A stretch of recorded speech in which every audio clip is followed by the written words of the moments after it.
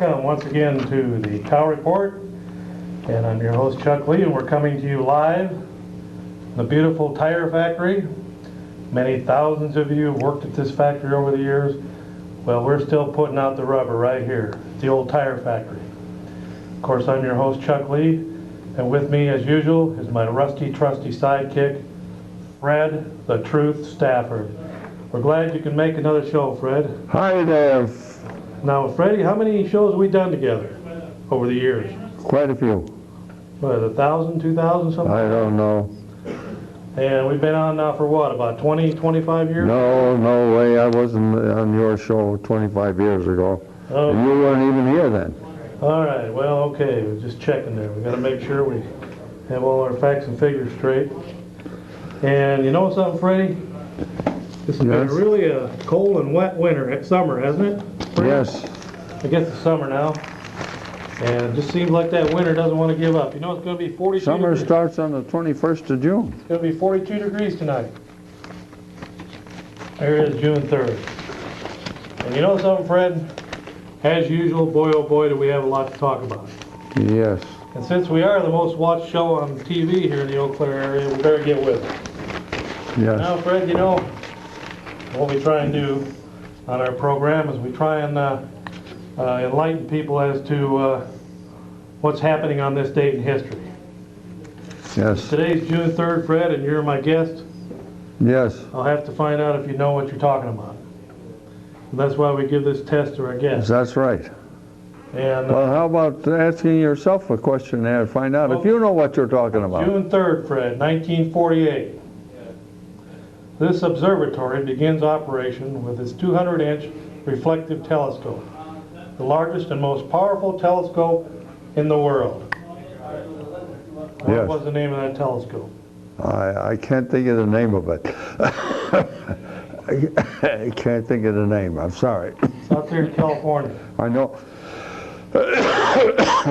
I know. Starts with a P. I don't know.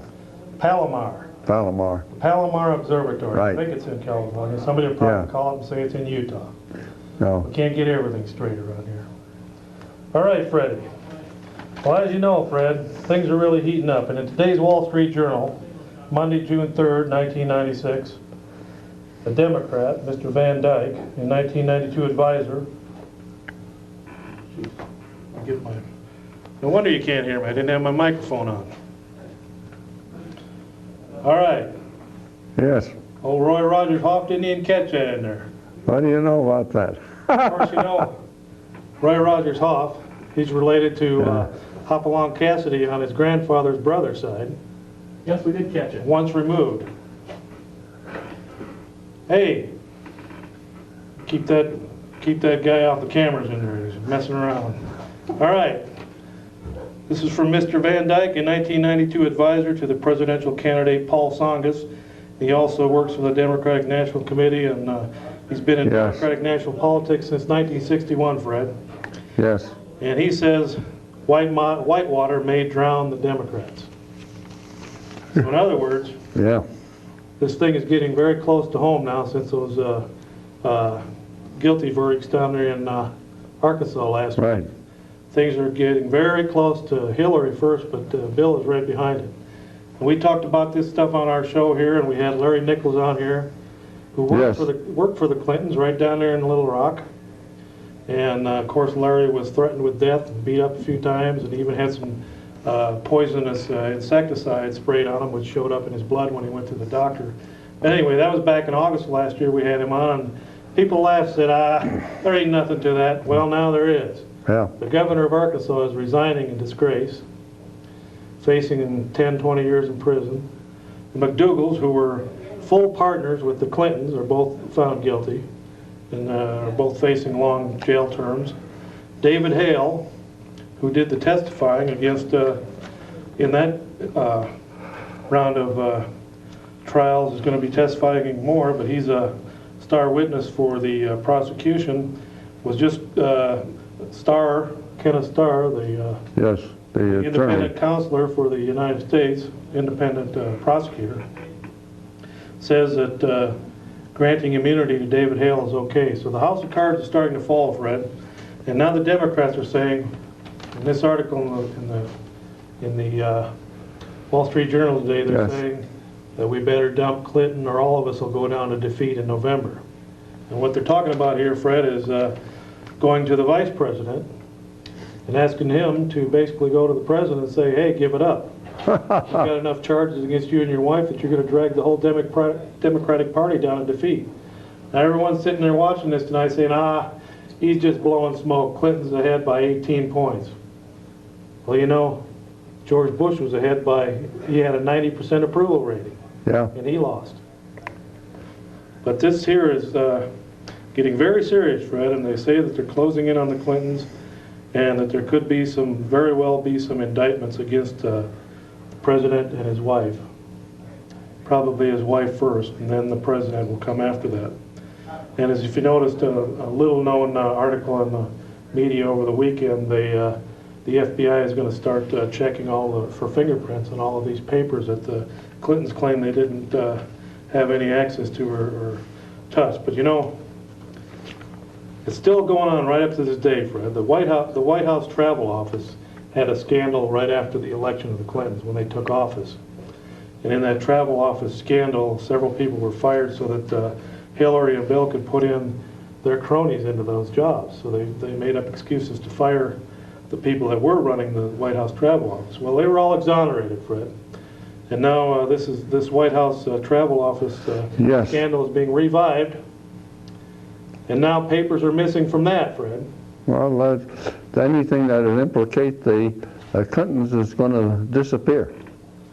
I see what you mean. We better take a call here, Fred. Roy is just bugging me in there, and of course, you know, Roy Rogers' great-great-grandfather was a teamster. He was. And he fixed horseshoes during the Civil War. Good. Of course, that was on his brother's side, once removed. And have I ever told you the story about Hopalong Cassidy, Fred? Yes. All right, go ahead, caller, you're on the air. I was just wondering if you guys read the article about the parking situation at Memorial High School and if you have any suggestions about what should be done. The parking situation? What parking situation? Students aren't buying parking permits and and so they're parking along the streets and there's litter all in the lawns of all the houses that live by there, and they can't park in their driveways and stuff because all the cars are parking along the street. Huh. I thought school was out. Nope. 2 more days. 2 more days. Now you're getting in trouble for parking out on the street? Mm-hmm. What about parking in the parking lot? The permits cost $25 and nobody wants to pay that much. You mean to tell me they're charging students $25 a pop to park in their own parking lot? For the year, yep. Well, what are they charging the teachers? I don't think anything. Well, there you have it. Communism at its best. Give to the people that have and take away from those that don't have. So here the taxpayers foot the bill for all them high-priced golf players out there. They call them teachers and administrators. And then here they go, charging the students. You know what that adds up to? There's over 1,000 students out there. Well, I don't know about teachers playing golf after school. A lot of times I go in and get help after school, and there's teachers there till 6 o'clock at night. Well, that's good. How about the administrators? You ever find a principal around there? Yeah, they're there too. All of them? Yep. All 15 of them? I don't know, but the ones at my school are. Okay, so there's $25 to park in your own school's parking lot. Mm-hmm. Why, there'd have been a riot if they tried to pull that back in my days when I went to school. That's ridiculous. Yep. So the kids are parking out on the streets to get away from that $25 parking fee. Yep, and When did they start that ridiculous thing?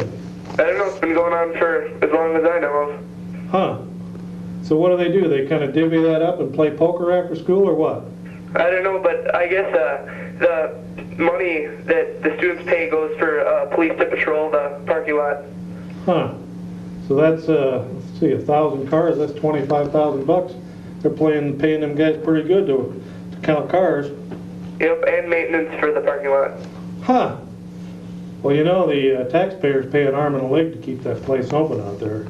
I don't think they should be hitting them up for these little add-ons. Those are just little added-on fees that it's a way of tweaking you and stealing more taxpayers' money. They do it through the kids.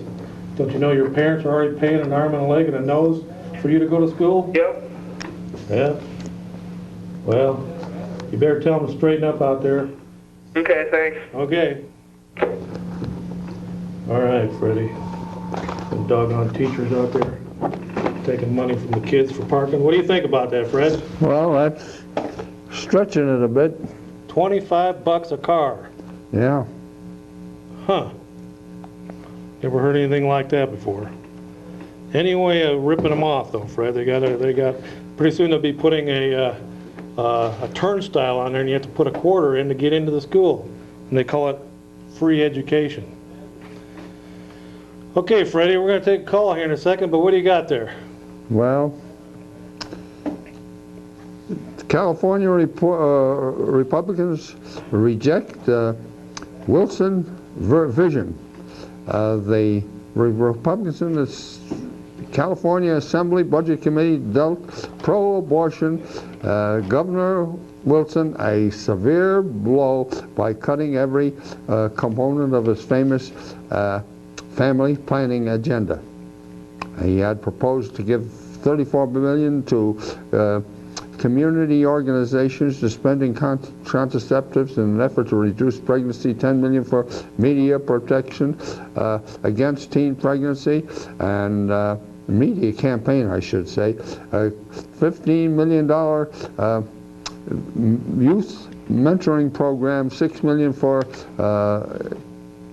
prosecution of statutory rape, and $1 million for abstinence education. What's all that mean in 8th grade level terms? Well, the pro-life judge, pro-abortion judge there, or I should say governor, was promoting these things, and the Assembly Committee turned them down. Well, you know, Fred, would you please remove your hat for a second? Yes? Timothy Leary's dead, thank God. Yeah. Okay. Go ahead, caller, you're on the air. Yeah, hey, what's up with all this truancy rate over at North? Those kids all hooked on that Ritalin or what? Truancy rate at North. Well, I've gotten a couple irate email address. There's my address on the email if you would like to write to the Cow Report or to me or Fred. The email address is cows@discover-net.net, and of course that's open 24 hours a day if you'd like to leave a message. But I got some irate letters on the email saying that there was no truancy problem up there. It was just a handful of kids, and I guess now that they've had time, they've cut the numbers up there, and they're coming back saying that things aren't as bad as what they were accused of. Of course, the Leader Telegram broke the story there. So we just called to make sure Fred was awake and to check on that truancy problem. Right. What do you think about all that truancy up there, Fred? Well, I've been up to North High School a few times in last year or so, and I didn't see any large abstinence there on the part of the students. You didn't? No. I thought that the school was pretty good shape. Huh.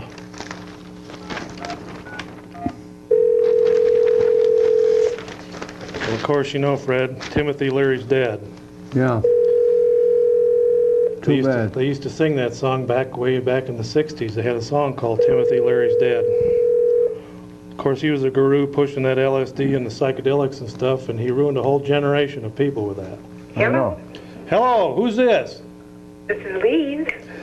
Is Lorraine Lee there? This is she speaking.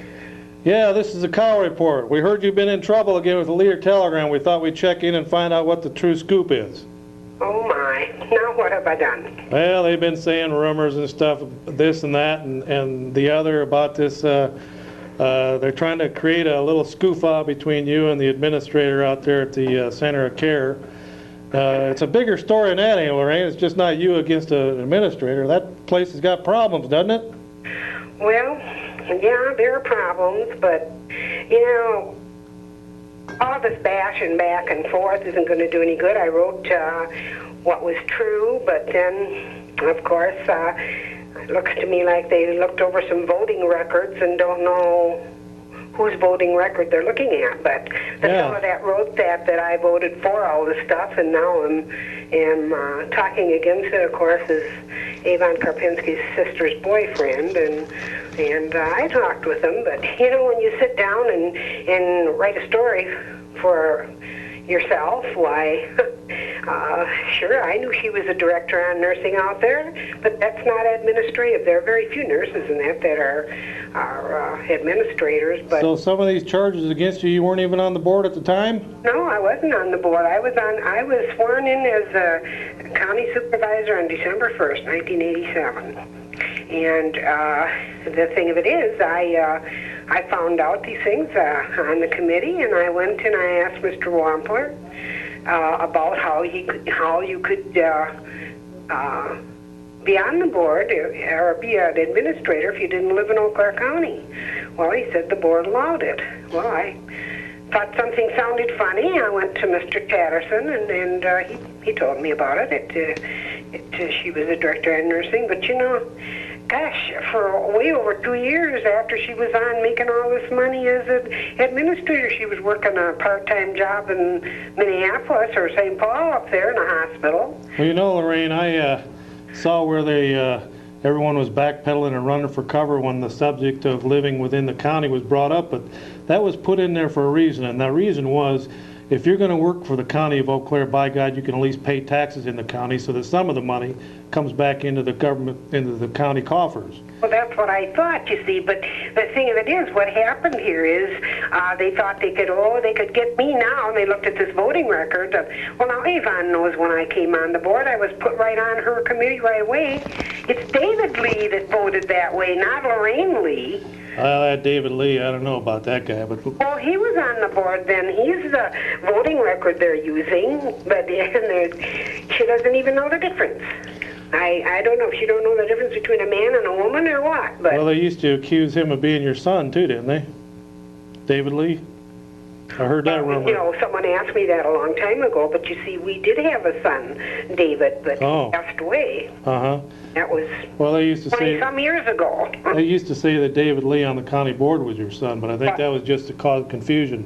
But getting back to the center of care, Lorraine, now there was another vote just here a couple days ago, and it came down, I think, 14-14 with one absentee, and the guy that was absent had voted to sell it before. So now it looks like it's all up in the air again. Is that how does something like that get back on the floor so they can get this thing voted on? Because that thing is just hemorrhaging red ink out there. Well, it has been brought back up, and it's been, as I understand it, given another date or something here, because it isn't going to be able to be sold just like that. They'll have to put out their RFPs again, I suppose, and all this and that. I don't know how it's going to come out. I'm just glad I don't have to have anything more to do with it. I feel that if we sold the center of care and the landfill, there would be no need whatsoever for a county sales tax, because all that's going to do is end up in Eau Claire for an arena. You know that as well as I do. How many beds are out there at that center of care? Well, about 190, but the thing of it is 190 beds, yeah. What they were going to have to do now, if they keep it going, would be to decertify about 20 to 25 beds. It's kind of complicated to explain to somebody, but if you don't have at least a 92% occupancy, then you don't get, you have to pay a penalty to get any reimbursement fees. And when you're down that far, like 76 or whatever it is right now, I'm really not sure, because I am not on the board.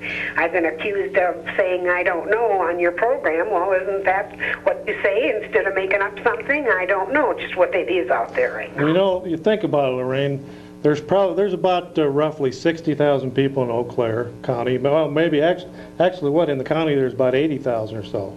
So you take 20% of that of the real elderly, and you got about 16,000 people. So it's a lottery to get in out there anyway. 180 beds, 190 beds, and there could be roughly 20,000 people that might want to get in there. So that they'll never be able to properly take care of all the elderly anyway. This is just a minute lottery. And it's going to be it's probably a good old boy system to get in there to begin with. Well, I mean, I guess, Chuck, 99% of the people are never going to get in there anyway. well, there's certainly plenty of room right now for a lot of people. I don't know. But see, we didn't just decide to sell that place. The occupancy's been going down for a long time before we ever said anything about selling it. But everything that's wrong is someone else's fault out there. And first it was transportation, and that was a big gimmick. I mean, the people were taken to doctors, and by tender care, they took care of all the billing. But you see, they wanted to put some more money out there, so they thought if they could get another driver and take the cream and leave the skim milk to the tender care, they would take the private sector people that are private pay, and take them to the doctor, but they were going to charge them the same price of $47 round trip. Okay, Lorraine, now last time you were on, and by the way, I called you, you didn't call me, but we were in a hurry to move on here, but last time you were on, and I called you, we got some email back, which is electronic mail, comes through the computer, referring to your time there, and I'll read this to you. Now, it's ironic, well, it isn't really ironic, but this comes from the email address on the other side is from the Memorial High School Business, which is somebody from within the high school, somebody in the business sector over there that had access to the internet, sent an email message to me, and it says, Chuck, what's up? I just tuned in to the Cow Report last night, and it was quite controversial. I feel that the lady on the phone was a little bit scary. She just is not going to budge on that arena bid. Well, if you want any tourist or anybody in general to come in to Eau Claire, you're going to have to do something. Why not make an arena for the public? Make a large arena such as lacrosse. This brings in big acts that please both the students and the adults of the community. Plus, we can get monster trucks. We need change. What is the community going to do if we keep living in the logging era? What we need is for you and good old Fred to back this baby and take a petition on the streets of wonderful Eau Claire. For all these people that are not in favor of the arena, they mostly seem to be the elders of the city. They will be able to see such acts as Johnny Cash, Merle Haggard, and the Four Horsemen. Good luck, and I hope you see my viewpoints. North really needs to work on that 40% truancy crap. Maybe they should look at the outstanding Memorial academic sports and attendance. If Memorial cannot set a good example, who will?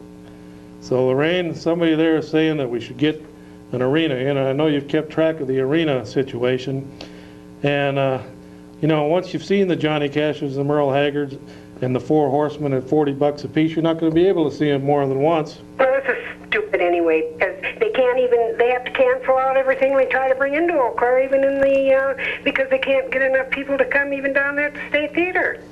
Yeah. I mean, it's ridiculous. That's all. There isn't even going to be that. It's going to be a playground for the college, and it's going to be indoor sports, which will go for a while, and it's just... Maybe the curling club can throw in $10,000. That'll get it off the ground. Well, if they do, they'll turn it back to the city like they do, like the JCs want to do on that fairgrounds, and then the city can take care of it. I'm not against tourism. My gosh, I brought over, 5, 6 nice big conventions into Eau Claire when I was in the business. It's just that we can't handle that big a deal for an arena. The people that come in for those kind of things don't want to just sit in the arena no matter how beautiful it is. They want to see things. They're not interested in a 15-minute walk through the Paul Bunyan camp or the museum out there, the pole barn and things. I mean, sure, it's nice to see like that, but that isn't what these people come from. When I worked on the one over 6,000 people in Milwaukee that was week-long, we had a rough enough time there getting things for everybody to do in their spare time, and that's where you make the money, where you've got something for people to do afterwards. We don't have. We go from Fanny Hill, which is a real nice place, except they've changed it for little tiny rooms to dine in.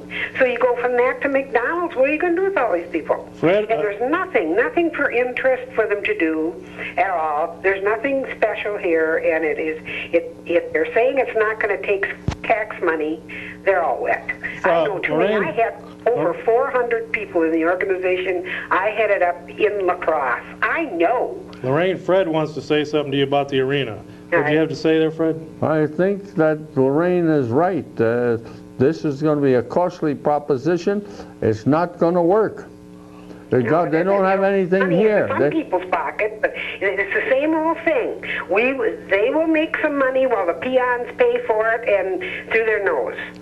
Well, it's a very expensive proposition, and maybe they can come back in 10 or 20 years when the city's grown another 5,000-10,000, and maybe they'll have the base to... There's going to be a big debate now in July. Maybe they'll have the base in a few years, but you know, the insiders, the ones that stand to make the money, they're the ones that are pushing it, Lorraine. It's not the taxpayers. And of course the students want it because it's a freebie for them. They can come into town, flit around for 9 months, come down and party at the big arena and blow their $30 once or twice, and they're gone. And then there's 3 months where it'll sit empty because they don't have enough people in town to even fill it up a quarter of the way. Well, if an arena could really be profitable and wouldn't have a $600,000 deficit and a few things, and there was a use for it, but there's not the people who could afford that. These big name band things you go to are not that far away from Minneapolis. They're not going to come in here. And who's going to pay for all the street repair and all of those things they can't even keep the streets in driving condition for the constituents. What about that Menominee Street down there by Oh boy. down there by Hobbs Ice Arena? That corner there has been pathetic for 10 years. They won't even go down there and pour 4 inches of concrete on that curb so you can get around it. That's one of the most horrible streets there, from the Dairy Queen up to the Hobbs Ice Arena there on that corner where the bike shop is horrible.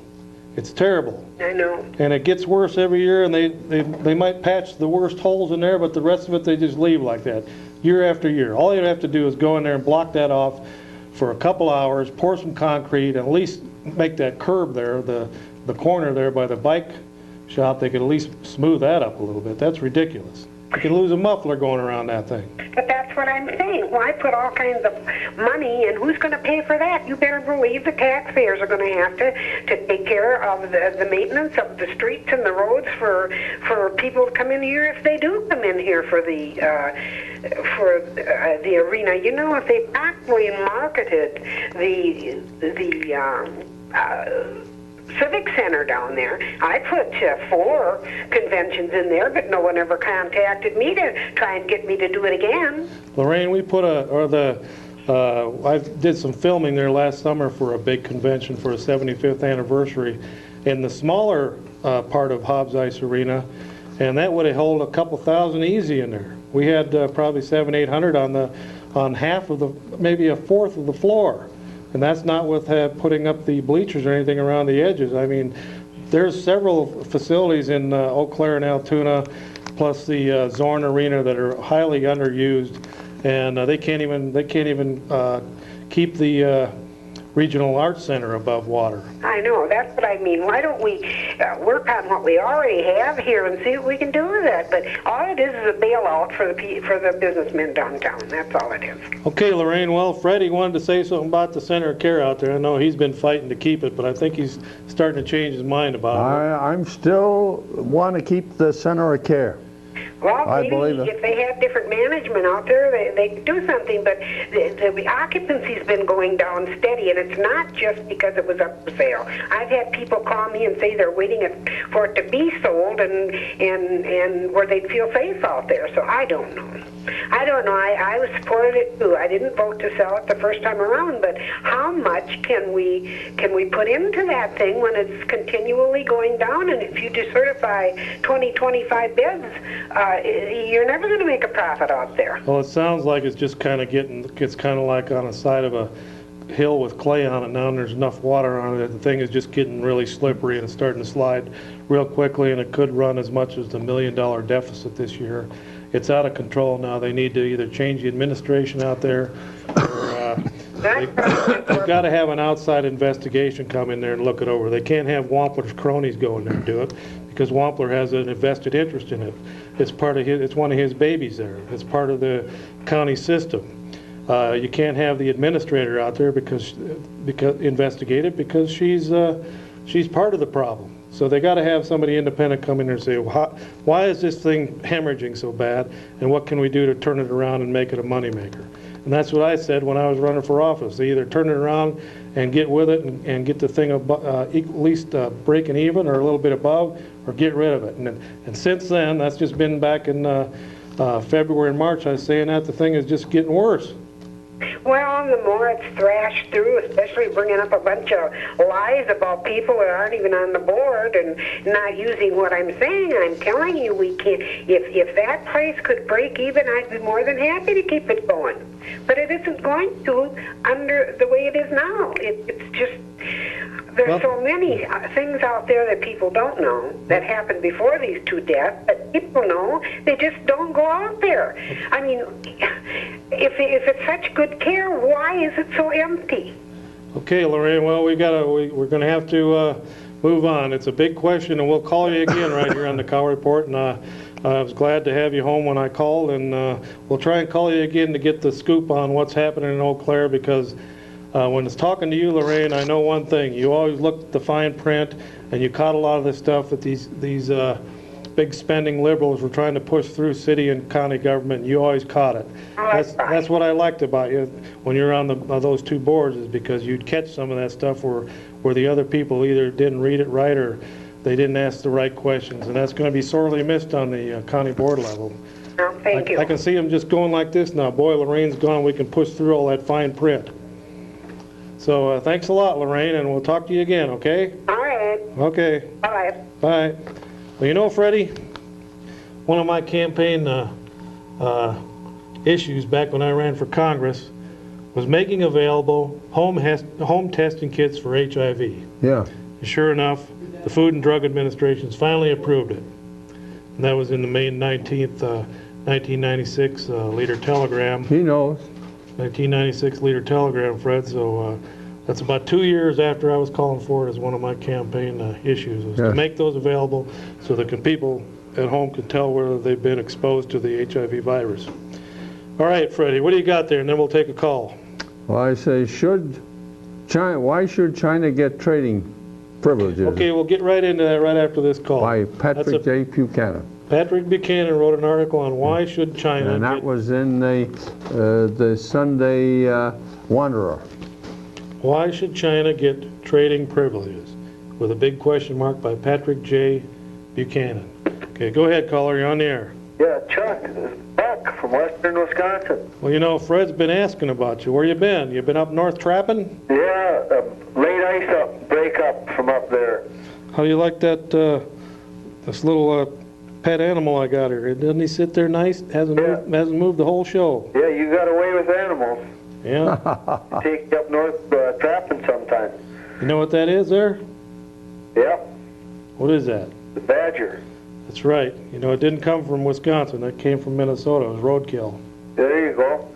Well, I tell you, late ice breakup, so I had pretty good season trapping. So how did it go when you went out with the Indians this year spearfishing? Did you get any? Well, not too bad. That spear release program works pretty good. Spearing and releasing. What do you spear them through the back and then release them, or what? Spear release, just what it says. Yep. Huh. That sounds like a winner. Yeah. On that arena, they ought to have like turkey shoots or something where people in the stands could bring their guns and then they'd line them up and then just pick them off in the arena. I mean, throw wild turkeys in the air and shoot them or something? Well, you tie them to a log and then you pick them off. Oh. Yeah, that would probably bring in a couple hundred people. Well, yeah. You'd have to charge them about $500 a piece. Uh-huh. Well, it wouldn't be that much. But see, that's what's going to happen anyway. All the people that drive the Mercedes and the Cadillacs, they're willing to shell out $1,000 a year to go to some big Yeah, but they probably earned that, though. highfalutin, high society kind of event there, and they'll show up once a year and say, look at us, aren't we great? We got a $28 million arena, and then they don't show up again because they're off in Chicago or Minneapolis or Duluth or somewhere. Well, what's the common man say about all that stuff? Well, you know, common man, he is no Buddy Lazier, I'll tell you that. He was about the worst car driver out there on the circuit. I remember back there when he was racing, if he came in 15th, he was lucky. And that was in moral victory. He came in 15th once in a 14-car race. You figure that one out. What did he come in on the replay? I don't know, but that Common, I'll tell you, when he drove, people went the other way. Yeah. In one race, he was so bad he came in sixth because 15 people left the race. Wow. Well, I haven't been around for a while because I've been up trapping, but You know, there's rumors around that Common might be associated with these, with that mad bomber that's running around. But we dispelled those on the last show. well, all I know is the common man's always talking racing, and I get kind of tired of that. I know. I hear he might get a car again, but I'll tell you one thing. Common, you're no Buddy Lazier. Well, all I know is you guys keep up the good work, and you're still better than Monday Night Football, except when the Packers are playing. All right, Yeah. okay. Well, then when they're playing, you can always switch back and forth. Yeah, We're thinking about putting the Packers on a little screen in the corner so you can keep up on both of us at the same time. that wouldn't be a bad idea. We're working on that because I know people don't like to miss the show here. Yeah. And- So I'm going to be heading up to Canada later on. All right, Going after some walleye. okay. But one of these times I might come on your show. Well, good, Is that okay? good. Yeah. All right, me and you and Fred. Fred, you haven't been coughing like you usually are. Did you get healed up? Well, maybe a little bit. Yeah. I slugged him once. I That's slugged just him. Buchanan wants to trade with China now. What's going on there? Well, He doesn't want to trade with China at all. Well, you know the old He's saying. against it. You know the old saying: if goods don't cross borders, armies soon will. Yeah. okay, well, thanks a lot, Buck, for calling in. We got some more calls coming in, so we got to get... Are you related to Lorraine or not? No. Okay. I thought maybe you was prejudiced against us French Canadians because you kept talking to her. No? All right. Well, you guys run the best show in Wisconsin. I'll get off now. And Okay, make sure you get one for me up there when you're spearfishing. I'll get that belt and you can wear it on your hat next Give me one of them big carp, the kind we used to throw away when we were kids because they were considered the worst fish in the ocean. We'd spearfish them over in Cat's Ass and Half Moon. Huh. When I was You guys have good... when I was a kid, we tossed away the big ones, 40-pounders like that. Yep. They were considered the scum fish of the lake, Yeah. and now they got them in restaurants. Delicatessen. I can't believe it. I just can't believe it. People are eating carp like it's some kind of delicacy. I just can't figure that one out. Well, I'll try to figure it out for you and then let you know. Okay, well, thanks a lot. See you guys. All right, bye. Good night. Fred, you know we got a local celebrity, Cliff Shoemaker, who's works here at Public Access. His son is a paper boy, and he watches our show, and we want to congratulate Joshua Shoemaker on his Leader Telegram paper route, and he's doing a great job out there according to the article. And he's the one that made those little clay cows for us that we had on the show, and we put those on from time to time, and so hang in there, Cliff and Joshua, and keep up the good work. Cliff's got a paper route too, but I guess Joshua does a better job than Cliff. Okay. Now, Freddie, what do you think about this Thompson denies abortion waffling? I don't believe him. All right, yeah, we got a call, but what's going on there? Thompson all of a sudden is talking like Well, he wants to bring in the pro-choice people into the Republican Party. They already got a party, and that's the Democratic Party, and let them go over to the Democratic Party to stay there. Roy, you going to get a close-up of this here? Yeah, we're going to bring up a close-up, Fred. It's that time of year again. The marijuana, with all this rain and stuff this spring, the marijuana is probably a foot tall out there. And for those of you out there that are puffing on the stuff and really are enjoying it and saying, this is one of those crimes without any victims, just ask those 3 guys that were buried out here just outside of town here that were murdered over marijuana and cocaine deals. Ask them what they think about victimless crimes. Okay, you got a close-up there, Roy? Okay, see, there's what your marijuana leaves look like. Now, if you keep an eye out for that stuff, you'll see it out there because it's probably really taking off this year because of the spring rains and the weather the way it's been. Marijuana is a weed, and so it grows like a weed. And as you've noticed, the weeds are really growing this year. That's what your leaves look like. And here's what a full plant looks like. Let me get an inside. Here's a good picture of a leaf there, Roy. See that? Kind of looks like 5. Well, it's got 6 fingers actually. It's got sawtooth on the edges, usually in a pattern like that of 5 or 6 or 7 leaves. And now if you stumble across this and it looks like somebody's cultivating it, don't be nosing around there. You'll get into some kind of booby traps or something, because if somebody's cultivating it, they're in it for the money. Serious business. And some of the there are some ex-veterans that use some of the same booby trap tactics that they used in Vietnam to protect their fields. So beware of that. If you find it, let your local sheriff know. Go ahead, caller. You're on the air. Yeah, Chuck. Yeah. You're all wet and Who? I think you guys are all wet and not keeping the center of care open. I agree with Fred. Well, you know, it's got about 170, 180 seats, 180 beds. It's just like the lottery. There's about 20,000 people that could possibly want to get in those beds, so you'll never take care of the other 19,800. Well, So what are they supposed to do? They all are not going to want to go there. They got some other places to go, and some of them are never going to go a nursing home. Well, Fred, where are you going to go? I don't know. I heard somebody on the county board promised him a seat out there. They didn't do that. That's a rumor I heard. It's a woman that's on the county board, so you figure it out. If they close that, how much money are we going to save in taxes? Probably about $1 million a year the way it looks right now. But see, the thing is, it's a union out there. It's all female Democrats. There's about 5 men working out there. And you got to be a Democrat and you got to be pro-union to even get in the place out there. So they're tweaking the numbers on who gets hired out there. I mean, you got to be on the right side of the fence to even get a job out there. I don't know on the end of the people that are patients in there. They maybe that's heavily Democratic too, Fred. Probably. It's going to be who you know, because that's the way it is in county, city, and university government around here. I'm telling you, you got to be pro-union, you got to be a Democrat, and you got to be politically correct to get a job in this county or in the city. There ain't no two ways about it. If somebody would, like the Leader Telegram, would do a little investigating, they'd see how skewered the numbers are and how much slanted they are towards the liberals in this town. Is that Republic paper you're talking about? If that's a Republican paper, No, Fred's uncle's Benjamin Franklin. no, that's not a Republican paper. It's a liberal paper. But I'll tell you, Center of Care is never going to take care of more than 1% of the elderly in this area.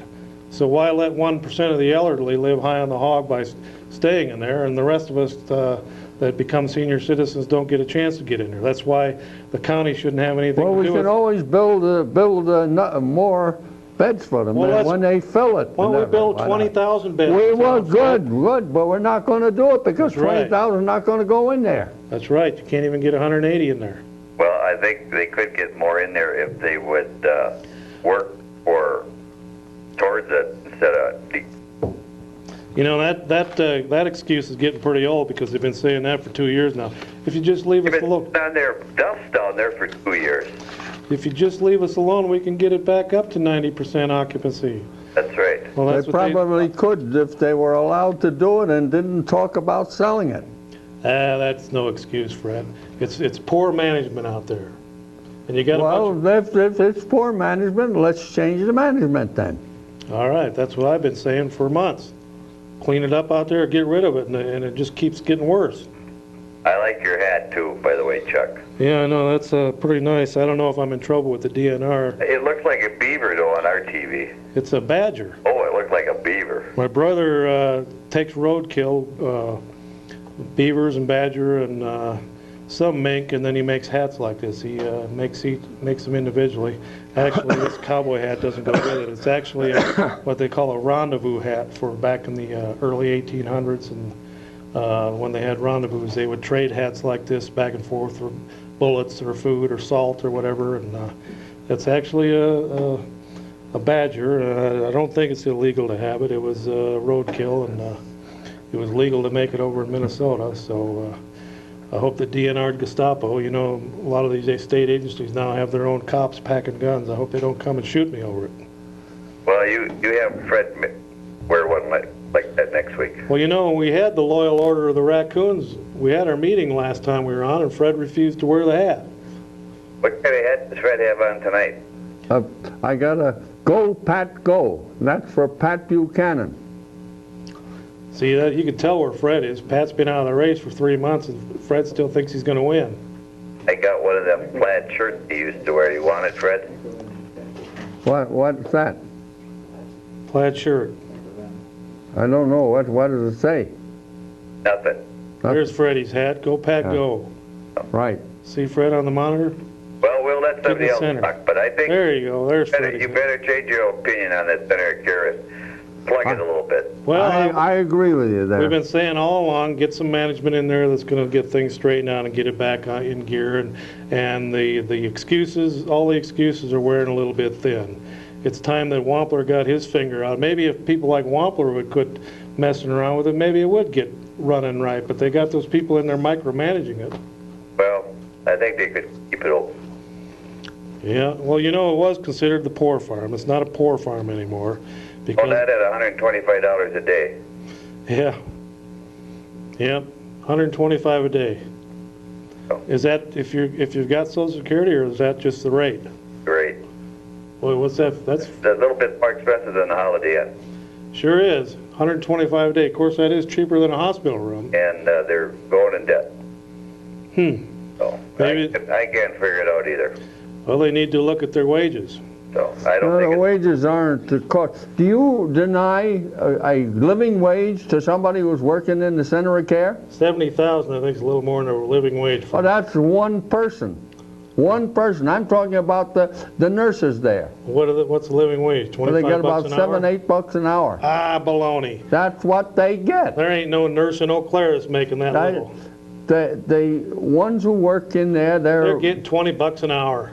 they're not getting it. Registered nurses get more than $7. Yeah, but Fred. they go someplace else to get those jobs, and that's why Humbug. they got so few of them in the hospitals here. Ah, humbug, Fred. There They ain't, a nurse, can't get the $20 an hour. there ain't no registered nurses in Eau Claire working for $7 an hour. Well, $8 an hour then. Humbug. That's I what you think can Fred's say. right there. I think, Fred, you're right. I know. Okay, well, thanks a lot, caller. Okay.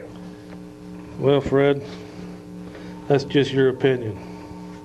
You're getting I more. talked with some of them out there, and Maybe they're an getting LPN, $8. maybe an LPN Yeah. for what they call an aide is getting Yeah, $7 that's what an they're hour, getting. but not the RNs. Right, there aren't too many of That's them there union either. out there, Freddie. Union. I know it, Doggone unions. and I think that they deserve it. What, $8 an hour? Sure. If they're working for $8 an hour, it wouldn't be in the hole. Go ahead, caller. You're on the air, and Freddie's up in the air. Hey, Fred. Okay. Say a couple things. The one about that arena, you know, everybody's saying we got nothing here in Eau Claire, nothing going on, nobody here, nobody goes nothing. What would the Eau Claire Packers would sound like? The what? Eau Claire Packers. Why not Eau Claire Packers? Why Green Bay? Why doesn't track something like that? But do a stadium. Well, not only arena, but a stadium. Bring people here. Yeah. They go to Green Bay, don't they? They go to Randall. Why not Eau Claire? Oh, they got Since the. when does private sector start paying for the police department to monitor school parking lot? Whose parking lot? Well, it's talking about over the Memorial. Yeah, $25 Well, for. I had to park a car so the police can monitor the parking lot. That's private sector paying police department. That don't sound good, does it? Yeah.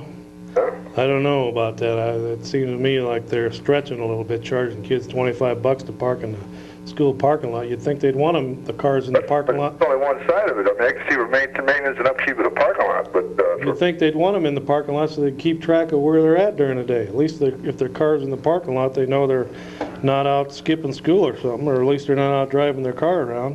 why would the school system collect $25 from the kids and pay the police department?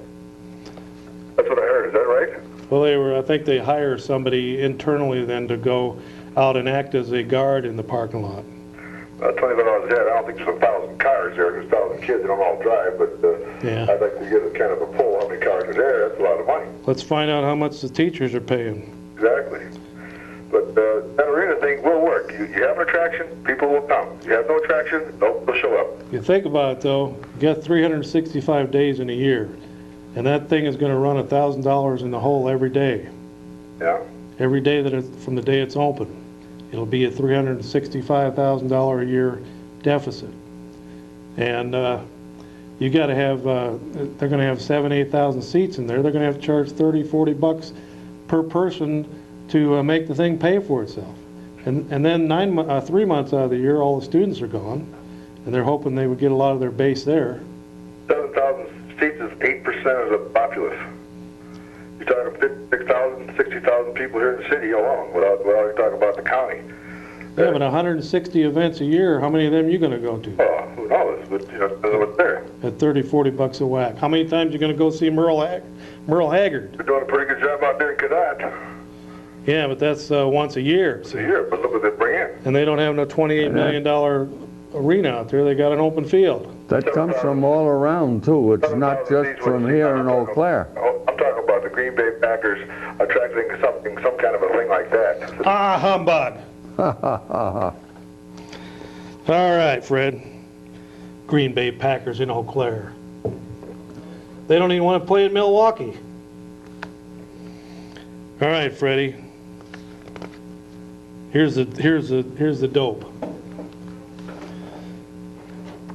He doesn't want to trade with the Chinese, right? Well, we all know that every place you go to shop in Eau Claire, the stores are full of Chinese junk. Right. Trinkets. Same way Japan, remember after the war, Japan sent all those little metal trinkets over here and little toys and stuff? Yeah. Little things made of plastic. Pretty soon they were sending over radios. Then they were sending over VCRs and TVs, and then lawnmowers, and then cars. And now they're sending over just about everything we use. Now the Chinese are coming in right behind that, and they're working up the same way, sending over their trinkets. Now they're into clothes. Now they're starting to send VCRs. Shoes. A lot of things, Fred. Just I know. look everywhere you look in the store, it says made in China. But you notice they always have those stickers that you can peel off, and some of the more crafty buyers are peeling off those stickers once they get that stuff in the country, so you don't know where it's coming from. Well, Norbert says that there's a phone call. And I hope this one's for you, Fred. Go ahead, caller, you're on the air. Hi there. Actually, I just have a comment regarding the deaths of these 3 individuals. I think we're seeing the effect of the war on drugs, and the fact is, if marijuana were legal, these men would still be alive, and the men who perpetrated this would not have profited in such a great way. No retort necessary, just comment on my part. Thank you. All right, well, thank you. Well, you know, Fred, when Timothy Leary first started throwing the LSD around like it was candy, Yes. It was legal. And people were jumping off buildings to their death. People were killing each other. People were sent to mental institutions. I know. And there's still people 20, 30 years later that still have mental problems from that LSD. I know a girl, and she lived in my house, and I lived on Hudson Street for a while, and she had it once. And whatever happened to her, she went bananas after that. And we're paying for her Medicare or whatever. Fred, I knew several people. I'm of that age that when that first came out, and they had all the, you could go to the movies and watch all the fancy movies about taking LSD, and everything was just hunky-dory, and Timothy Leary and a few others were running around saying tune in, turn in, and drop out. And people took him up at face value. And by 1969, we had Charlie Manson. Yes. And his bunch out there doped up on the stuff, killing people, Yes. slitting their throats and stuff. I know it. Drinking the blood. They were all on acid when they were doing it. Yes. Go ahead, caller. You're on the air. Yeah, you know, you're always talking about how the North kids are skipping and whatnot, giving them a bad image. But, you know, most people don't know the fact. Now, North takes attendance every single hour, all right? All right. Memorial takes attendance first hour and the final hour of the day. Now, all that time, those kids are running out to their cars that they have to pay 25 bucks to park in their parking spot, going out to Burger King or whatnot, and then coming back. So, because they get like stuck through next to the last hour. Huh.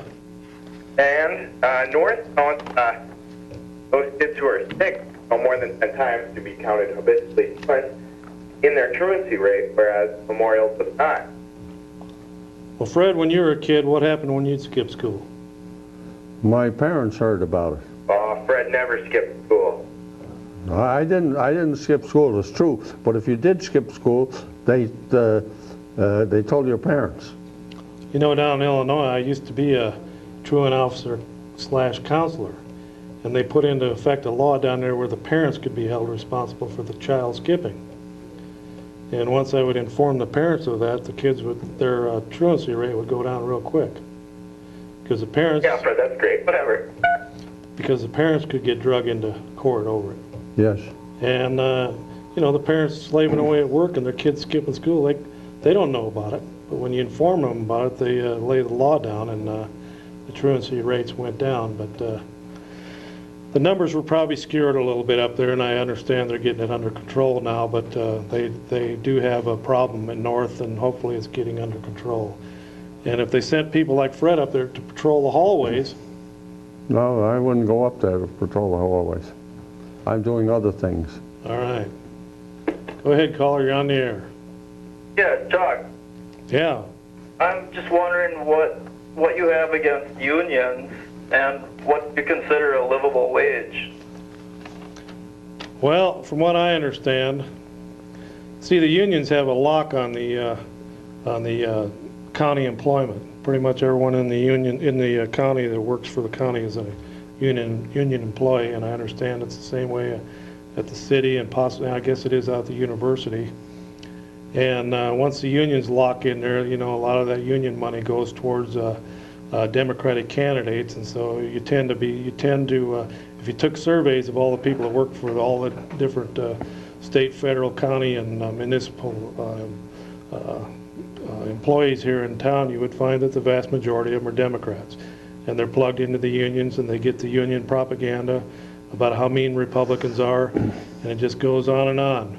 But in this town, I guarantee you, you've got to be union or know somebody that's union. You've got to be Democrat or know somebody that's Democrat, or you're not going to get a job. What do you consider a livable wage? Livable wage. It's got to be more than $10 an hour. Yeah, $10 is a good livable wage. It's pretty tough to raise a family on $10 an hour. Right? But you know, Eau Claire is considered the, you know why a lot of the people are coming in here and building factories? Because the word's out across the Midwest that Eau Claire pays low wages. You bet. That's what unions are good for. If they're so good, how come they didn't rescue Uniroyal? They couldn't. They tried, but they couldn't. From what I understand, your union management was cutting deals and helping sell it out to the French.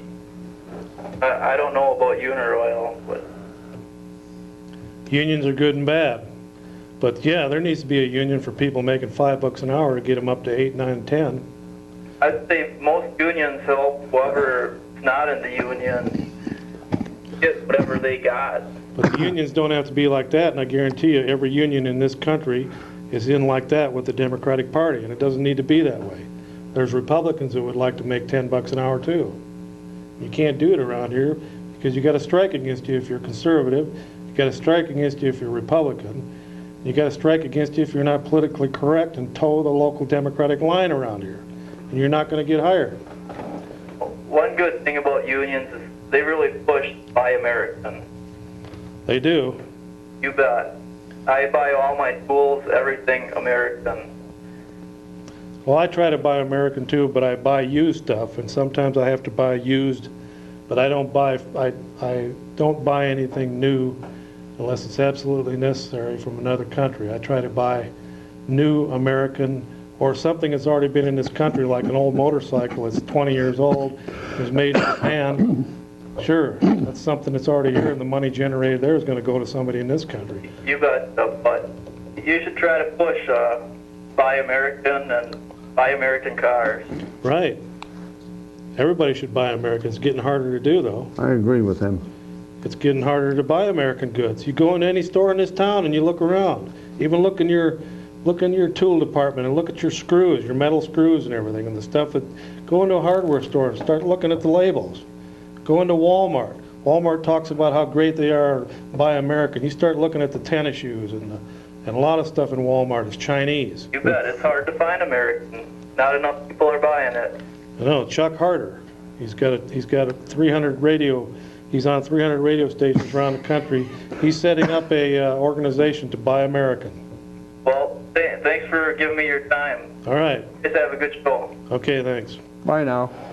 I'm not 100% against unions, Fred, but I think that if they're going to have a union around here, I don't think it's mandatory that you be in the Democratic Party to get a job in this county. I agree with you. I know a woman that was a member of the a union, a clothing workers union, and she had to contribute to the Democratic Party, or she'd be the last one hired back. Go ahead, caller, you're on the air. You're the last call of the night. Yeah, I got a question for Fred. What happened on your show there, Fred? What? What happened on your show? It was all screwy. It was like a conservative roundtable was on. Well, that's what we had on. We ran that conservative roundtable there when to let the people know what's going on in the Republican Party. Yeah, but then we didn't see you. I mean, I was there. He was on for the first half of the show, and then he played a movie for the last half. You know what, Chuck? I think it was you. I think you were playing that hit, covering up Fred, so he couldn't talk. No, Fred was... I think you're afraid that, Fred's going to take over this show, too. Yeah, he's been trying to do that for what now, Fred? 20, 25 years? Well, I want to thank you for tuning in to the Cow Report. And as usual, I've been your host, Chuck Lee, and my rusty, trusty sidekick, Fred the Truth Stafford, Roy Rogers Hoff, our director, and Cliff and Chris Economaki, the Siamese twins of engineering. We see you again right here on the Cow Report next time, which is probably a week from today. Bye now. Thanks for tuning in. Adios, amigos, and amiguettes.